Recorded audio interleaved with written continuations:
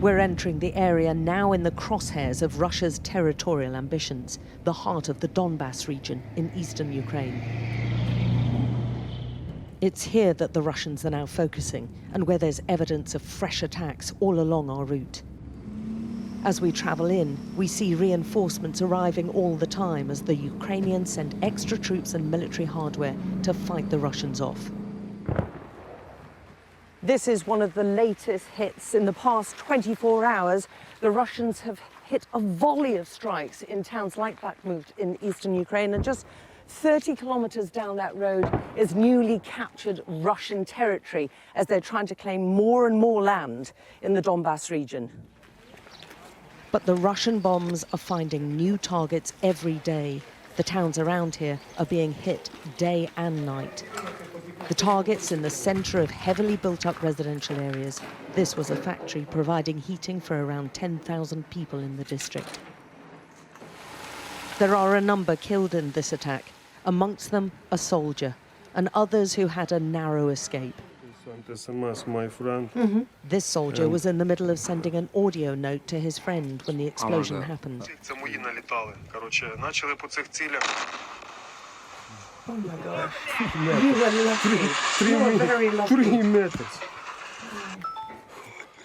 It was a few hundred meters away, he tells us. Minutes afterwards, he's filming himself with the smoke behind him to the same friend. What do you think the Russians are trying to do with these attacks? They're targeting civilians, he says. They're just trying to make civilians panic. The Ukrainian successes in fighting off the Russians from Kyiv and Kharkiv has meant the invaders have upped the tempo with increased savagery to try to wrestle control of Donbas. They haven't counted on the people here. They may capture territory, but they can't make us Ukrainians their slaves, Anatoly tells us. We'll never sing to the Russian tune. It's impossible, just impossible. The residents clear up their shattered homes with a battle-hardened weariness now. They've endured nearly 3 months of this trauma and turmoil. Why should I be afraid, she says. I just don't want the things landing in my house, and I don't want them to hit people.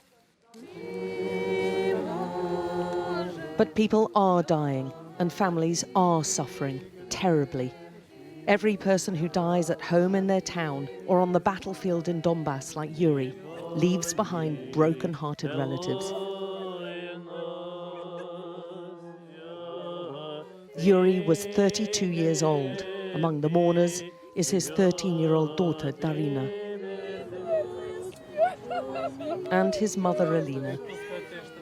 Another family utterly devastated by this war. So many of his friends turned out for his send-off.